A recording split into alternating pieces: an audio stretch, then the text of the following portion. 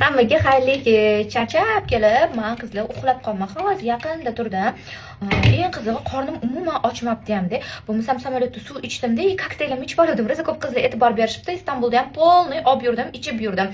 Mashina ichuvdim. Qornimni qaranglar, ro'za tutmadim, lekin tutolmadim. Mana ertadan boshlayman, xudo xolisa. Qornim shunaqa to'q turgan, umuman bilmadim-da. Keyin anamiz uyg'otyaptilar-da, "Tur, bu narsa yemaysanmi?" deyaptilar. Qornim to'q meni.